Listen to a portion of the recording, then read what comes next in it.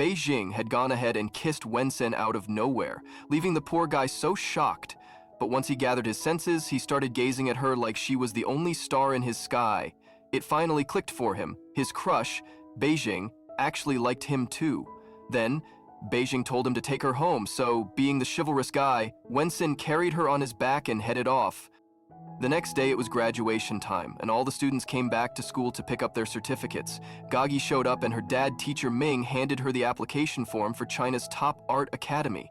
She just stood there, stunned, realizing her dad was finally on board with her dream of becoming an artist. And just when she was wrapping her head around that, Chao appeared, insisting they had to let Gagi chase her dream.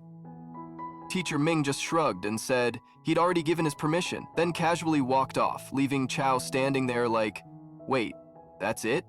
That was way too easy. Gagi smiled and grabbed his hand and they walked away smiling.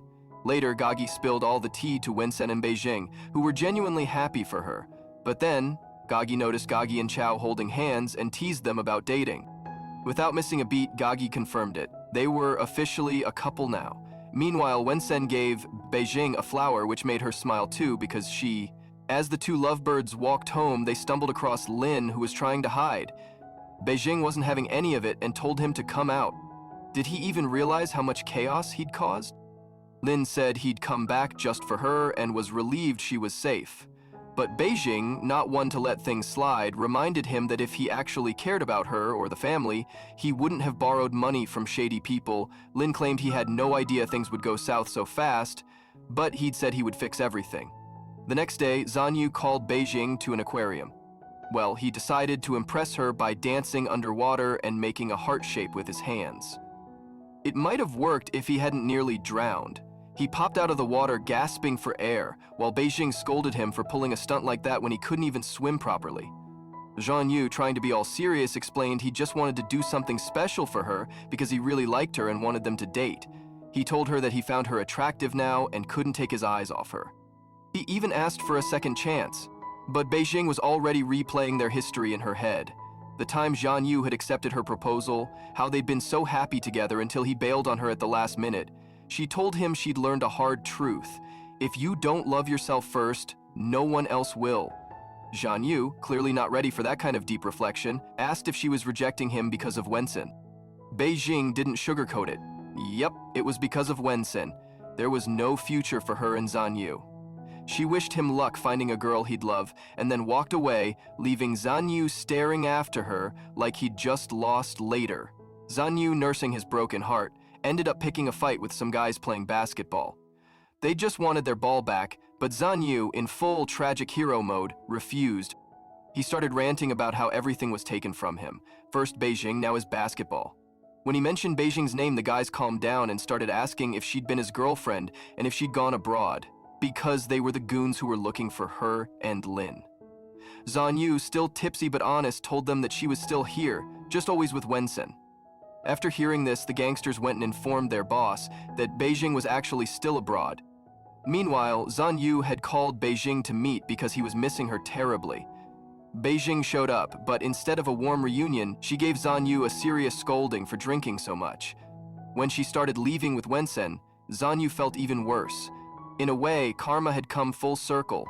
The pain Beijing had once felt in the future, Zhan Yu was now experiencing in the present.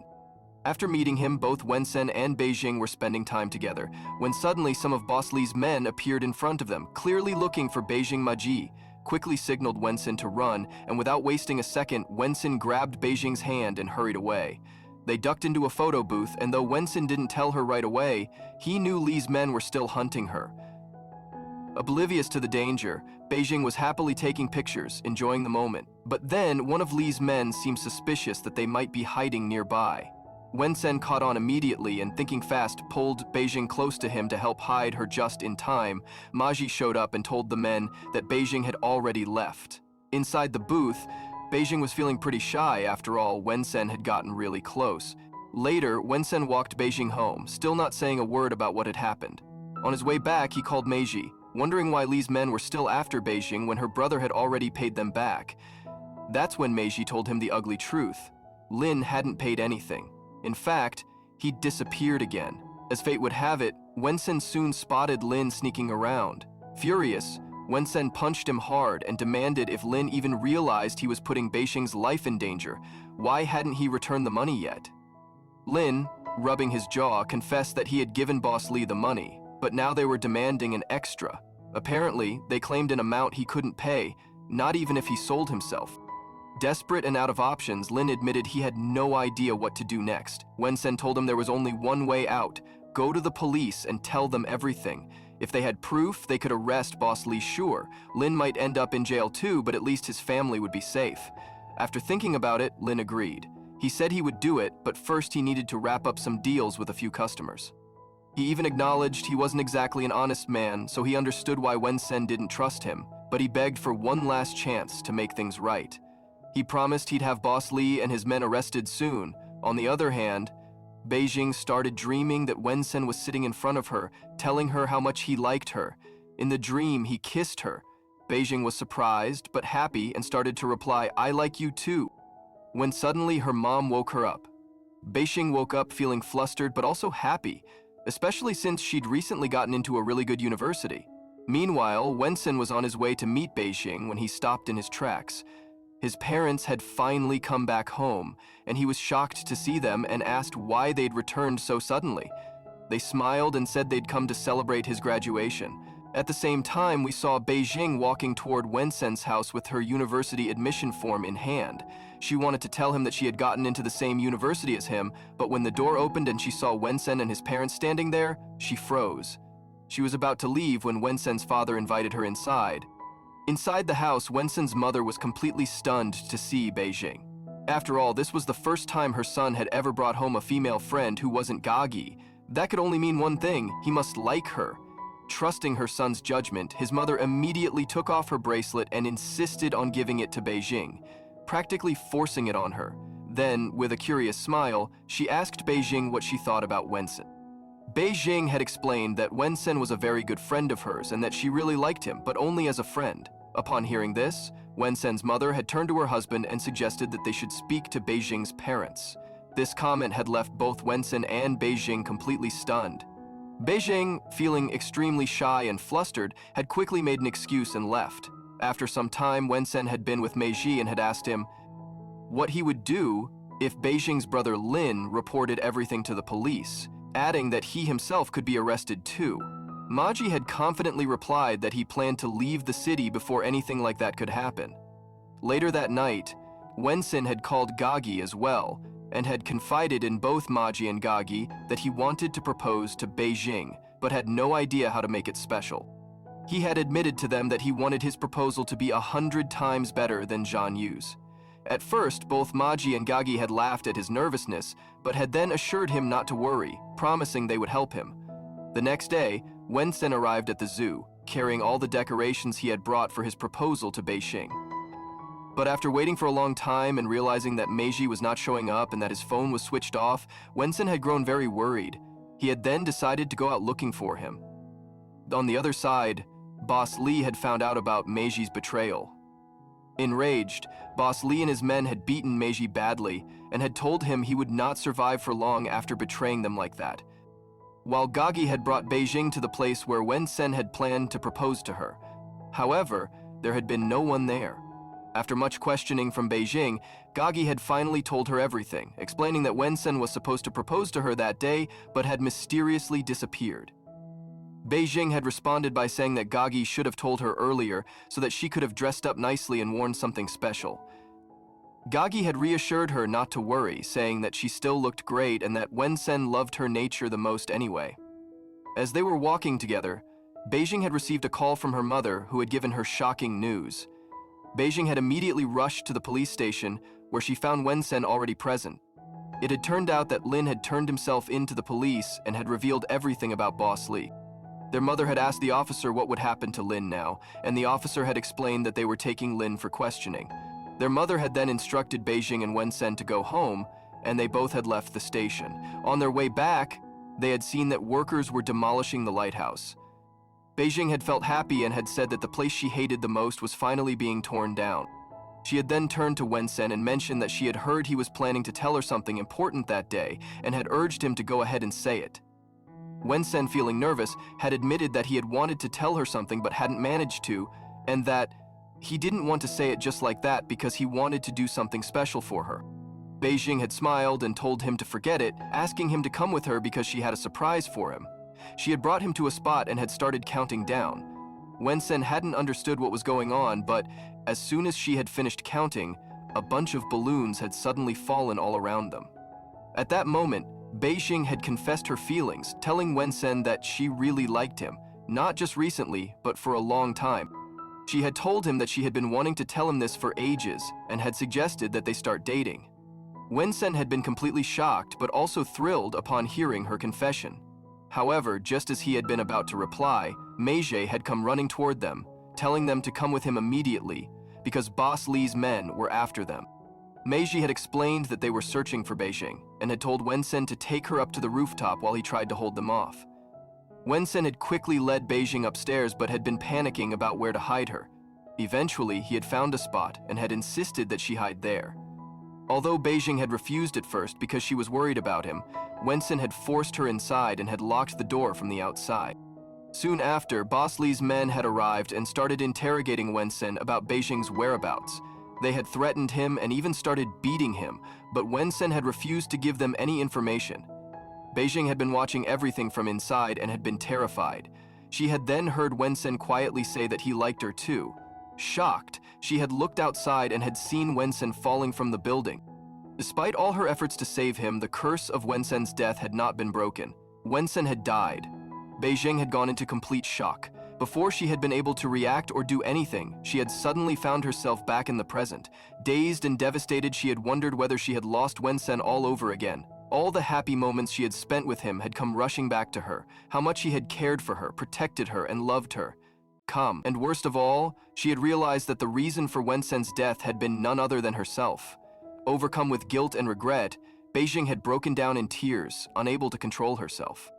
Nothing had changed in the present. Wensen was still gone. Everything was just as it had been before. Later, Beijing had gone to her brother Lin and had asked him what had happened on the day of her college entrance exam. Lin had been nervous at first, wondering why she was asking such an odd question out of nowhere, but then he admitted that he had been in serious trouble at that time. He had borrowed money from dangerous people, and he had often received messages from an unknown number telling him to turn himself in to the police to save himself from the trouble, or else his sister Beijing's life would be in danger. Lin had continued explaining that on the day of Beijing's entrance exam, the person from that unknown number had called him to the lighthouse. When he had gone there, he had seen a student from Beijing's school being pushed off the lighthouse. He had been horrified by the sight and had realized then just how important family was.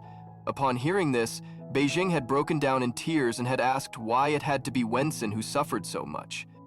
Afterwards, she went to her room and cried even harder. She had wanted to time travel again, to delete all the messages and try to save Wensen, but the messages had all disappeared. She had become even more desperate, not knowing how she could possibly save Wensen now. She had wished she could find a way to bring him back. By then, Beijing had cried through the entire night until morning. When her mother entered the room, she assumed that Beijing was feeling heartbroken and deeply sad because of her breakup with Zhang Yu. Beijing had returned to the place where the lighthouse once stood, lost in the memories of Wensen. Suddenly, she had the strange feeling that Wensen was there on the rooftop. Driven by that feeling, she went inside and pleaded with the staff to let her go up, but the place was closed that day, so they stopped her from entering. Despite their refusal, Beijing kept begging them repeatedly. Eventually, she sat down right there and started crying uncontrollably, overwhelmed by memories of Wensen. Beijing's mother arrived to take her home. She tried to comfort her, telling her not to worry, and assuring her that one day everything would be okay. As the two of them were about to leave, Beijing's mother suddenly had trouble with her leg and couldn't walk any further. They rushed her to the hospital, where the doctor explained that there was a minor issue in her leg that would require a small operation. Hearing this, Beijing became extremely worried about her mother. Beijing went to visit Wensen's house, but when she got there, she discovered that his parents no longer lived there. When she asked the woman who now lived in the house if she had the contact number of the previous owners, the woman said no. She explained that the house had been sold multiple times, so she had no information about them. Feeling disappointed, Beijing turned to leave when she suddenly saw Gagi passing by, carrying some paintings. Seeing Gagi made Beijing really happy. Gagi was surprised too, wondering how Beijing still remembered her, because before the time travel, they weren't even friends. As they walked, Gagi admitted she still couldn't believe that Beijing remembered her. Gagi had now become a famous painter, which had always been her dream. Beijing replied that Gagi had been one of the top students, so there was no way she could ever forget her. Then Beijing brought up Wensen's name, which left Gagi even more surprised. She asked Beijing if she really knew Wensen because, as far as she knew, she had been his only close female friend. Beijing smiled and said that Wensen had been such a great person that it was impossible for anyone who knew him to ever forget him. Beijing then asked Gagi if it was true that Wensen had died because of the lighthouse and whether she knew what really happened that day.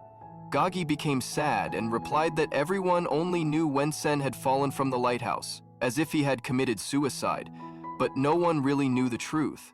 After Wensen's death, his parents were so devastated that they sold their house and moved to Africa, never to return. Beijing remained silent after hearing all this.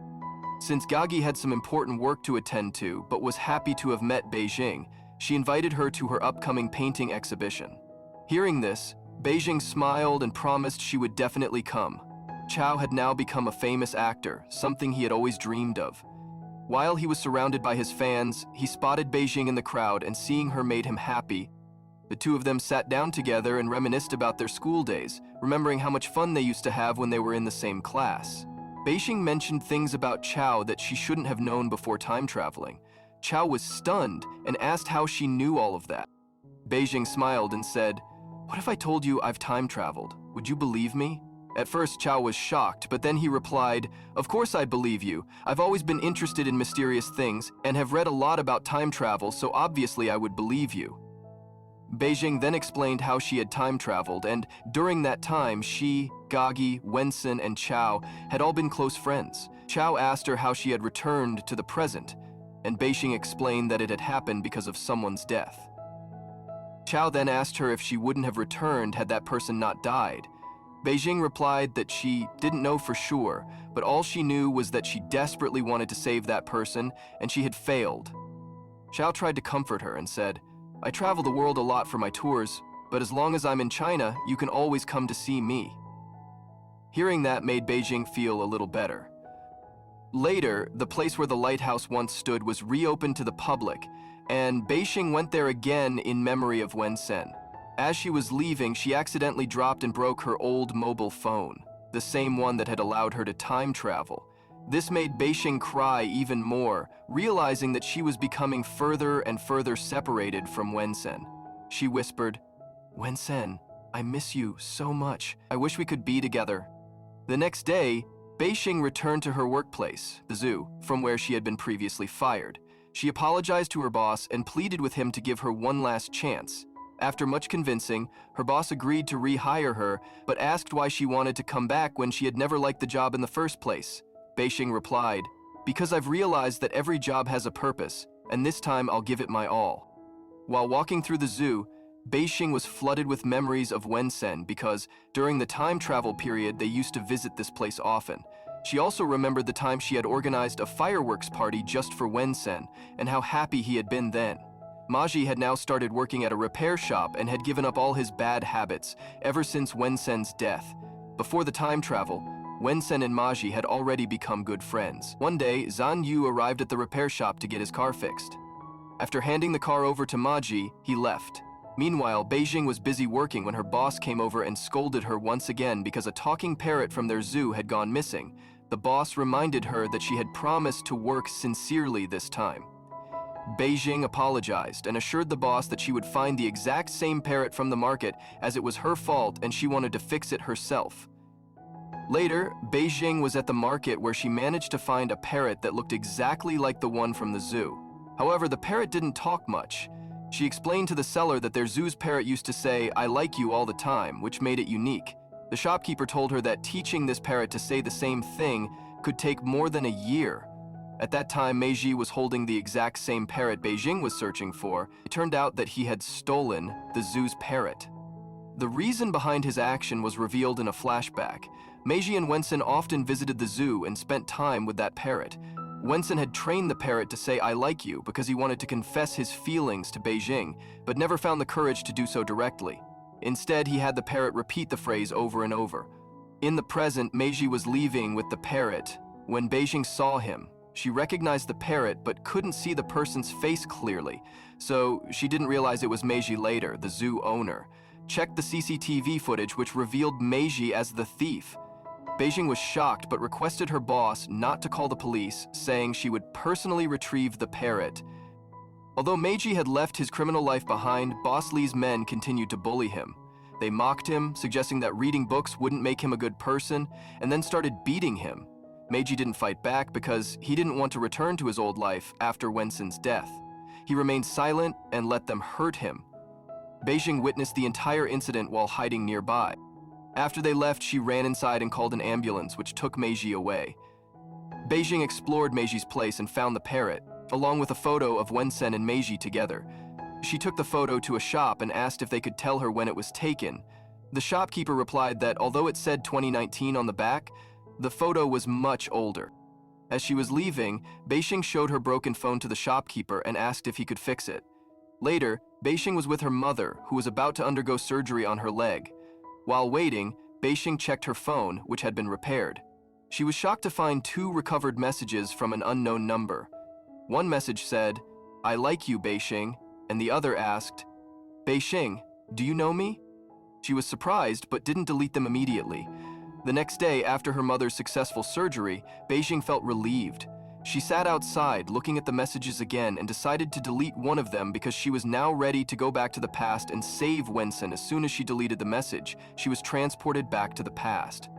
She felt extremely happy and soon spotted Wensen. However, she also saw Boss Lee's men approaching him. Without wasting time, she ran to Wensen, grabbed his hand, and pulled him away to safety. After they had run far enough, Wensen stood there, shocked to see her. Beijing hugged him tightly and told him she was grateful he was safe, adding that he had no idea how happy she was to see him alive. Wensen stared at her in confusion and asked whether she knew him. Beijing confirmed that she did. She told him his name was Wensen, that he was the school's top student, and that he was a very good person.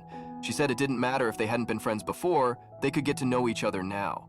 Wensen listened in disbelief as Beijing assured him that while he had always protected her, this time she would protect him. She promised that she wouldn't let anything happen to him. When she directly confessed her feelings, Wensen was so shocked that he froze on the spot. Suddenly, things changed again, and Beijing found herself back in the present. She was confused, wondering why she had returned, when it wasn't even the day of the college entrance exams and Wensen had been fine when she left.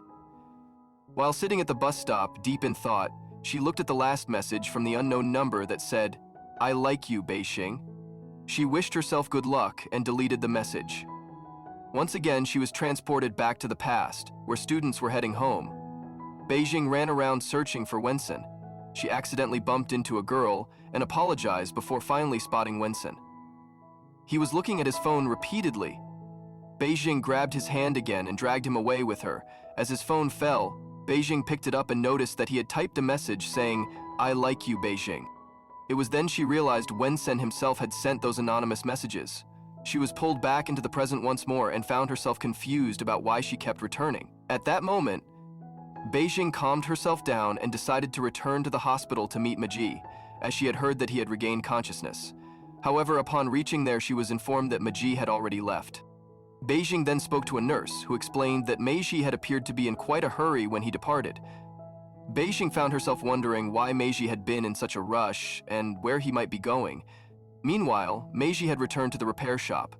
The shop owner told him that the same group of people had come back and had taken all of his belongings. Although Meiji didn't react much to this news, when he realized that the photo of Wensen, one that Beijing had taken, was missing, he began to suspect that his old friends had stolen it. Convinced of this, he decided to go after them to retrieve the photo. On his way, he came across Beijing, who wanted to talk to him. However, Meiji ignored her completely. Beijing told him that she understood he hated her, but she pleaded with him to tell her something about Wensen and what had happened that day. Despite her efforts, Meiji didn't respond and walked away silently. He then went to his old group of friends and demanded that they return his belongings. They refused, and during their conversation, it revealed that Meiji had spent 10 years in prison for killing Boss Lee. In the past, Boss Lee had confessed to Meiji that he had pushed Wensen off the lighthouse and made it clear that he would never forgive anyone who wronged him. Meiji had been shocked to hear this and had asked Lee if he had really killed Wensen. The confrontation had quickly escalated into a fight, and Lee had even tried to kill Maji. In self-defense, Maji had struck him on the head, which had led to Lee's death. In the present, one of Maji's old friends told him that after Lee's death, they had all faced many problems. He accused Maji of ruining their lives and said that after everything, they would never allow him to live peacefully. The group then tried to attack Maji. Just as the situation became dangerous, Beijing arrived. She saw Maji being attacked and immediately intervened, trying to protect him. She grabbed his hand and pulled him away, helping him escape. On the other side, Beijing's brother, Lin, was passing by. When he saw his sister leaving with Maji, he was shocked. Later on, Maji searched through his belongings, desperately looking for the missing photo, but he couldn't find it. As he was about to go back inside to continue his search, Beijing revealed that she had the photo. She told him that she had taken it when she had come to his room to get the parrot. Hearing this, Maji finally calmed down. However, before they could relax, Maji's old friends surrounded them once again. At that moment, Lin arrived and ordered them to stay away from his sister. A fight broke out between Lin and Maji's former friends. Shortly after, the police arrived, forcing everyone to flee the scene. After the chaos, Beijing checked if her brother was all right. He assured her that he was fine. But when Beijing looked around, she realized that Maji was gone. She then remembered what the nurse had said earlier, that Maji had hurried out of the hospital because he was worried about missing a flight.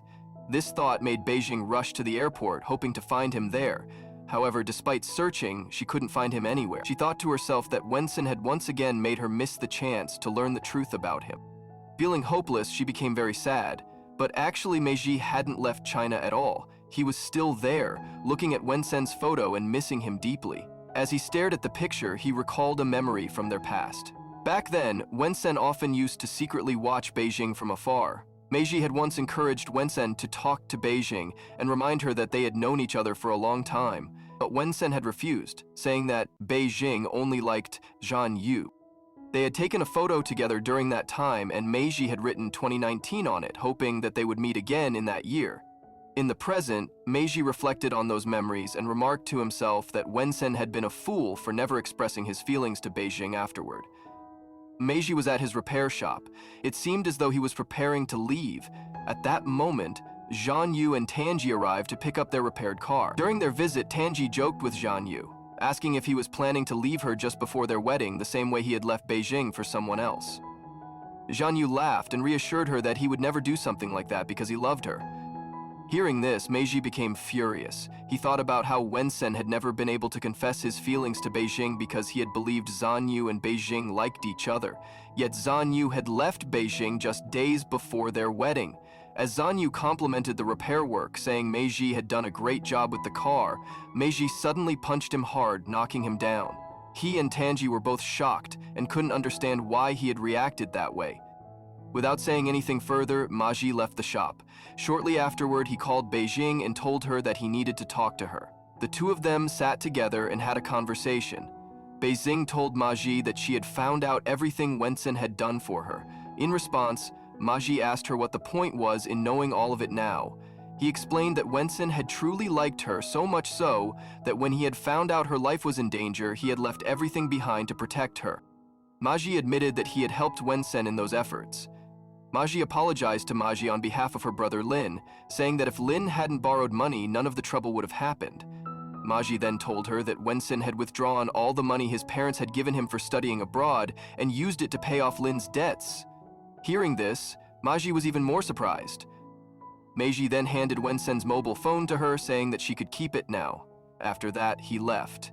Later, Beijing was seen running and crying uncontrollably. Meiji had told her everything. While running, she recalled how, on the day Zhan Yu had refused to take the shoes she had bought him, Wenson had also been there, staying close to protect her. She remembered that when Wenson had noticed Bosley's men searching for her, he had approached her under the pretense of playing with a water ball, just to be near and keep her safe. She also recalled the day of the college entrance exam, when it had been raining, and Wenson had walked her home. Back then, she hadn't understood why he had done so. She thought about how, when Lee's men had come looking for her, they had started heading upstairs. Wenson had run ahead, covering his head with his coat so that they would mistake him for her brother Lin. The men had believed it and had gone after him. She remembered hearing noises from downstairs and seeing a black umbrella lying there, but had no idea what had actually happened at the time. Later, at the lighthouse, Lee and his men had realized that the boy they were chasing wasn't Lin.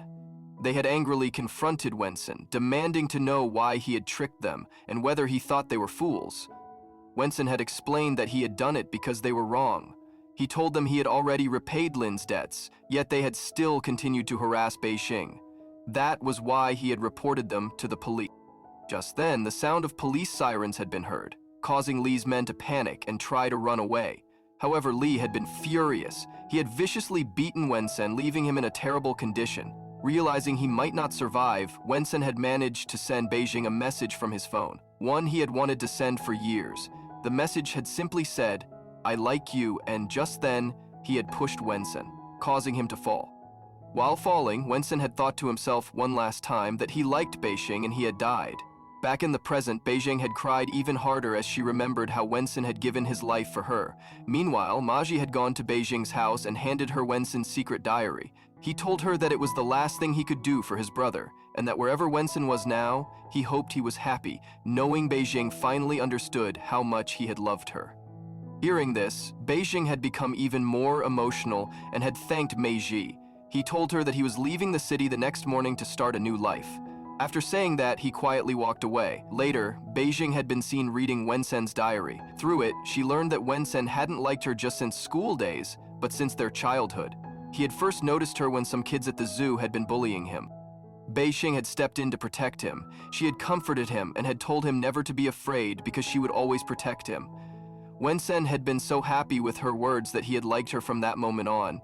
June then, Wenson had tried every way possible to get closer to her. Years later, when he had gone to see the teacher during junior school, he had noticed Beijing's transfer form on the desk. She was moving to another school. Determined to follow her, Wenson had worked hard to get admitted to the same school. When the results had been announced, Wenson had found out that he had been accepted into Beijing's new school. He had been overjoyed at the thought of studying in the same class as her. However, his mother had later come to tell him that his father had been transferred to another city and Wenson would have to study at a different school. His heart had broken. In his diary, Wenson had written that his biggest regret was that he had never once properly greeted Beijing or even told her his name was Wenson. Fast forward to 2004, Wenson showed up outside Beijing's school, holding zoo tickets like a hopeful salesman with freebies. He was psyching himself up, thinking, maybe she doesn't remember me, but I'm going to make sure she notices me today. Little did he know, fate was about to slap him again. Beijing strolled by, chatting with Tanji, who teased her about liking boys who played basketball when Sen overheard that and probably made a mental note to buy a basketball on his way home, but Beijing didn't even recognize him. When Sen dragged his bruised ego home and vented in his diary again, admitting he had no clue she was into basketball guys. So he started playing basketball himself, training like his life depended on it. After months of blood, sweat, and probably a few sprained ankles, when Sen became a pretty good player, he finally worked up the nerve to give Beijing a letter and a rabbit hairband. But when he approached her, she just asked where the washroom was and walked off. Later, when he tried again, he heard her screaming and rushed in like a superhero to save her from a fire. Inside, he was thinking, I'm all grown up now, I can be her protector, and he did save her. But when he went to call a doctor, and suddenly Zhan Yu shows up. To make matters worse, Beijing assumed Zhan Yu was her savior, and when Wensen saw her thanking Zhan Yu, he was furious at himself. If only I'd run faster, he thought. Maybe she wouldn't be crushing on him right now. Poor guy couldn't catch a break. By 2007, Zhan Yu proudly announced he'd joined Beijing's school. Wensen was in the same class too and thought, at least I get to see her every day. But soon, he realized Beijing only had eyes for Zhan Yu, following him around like a fangirl at a concert. After the fire incident, she was so smitten with Zhan Yu that dating him had become her life's mission. Seeing this, Wensen's heart broke again. Eventually, he decided to step aside like a noble fool for her happiness. He drafted an I like you message but never sent it. He just kept it in his drafts folder where love confessions go to die.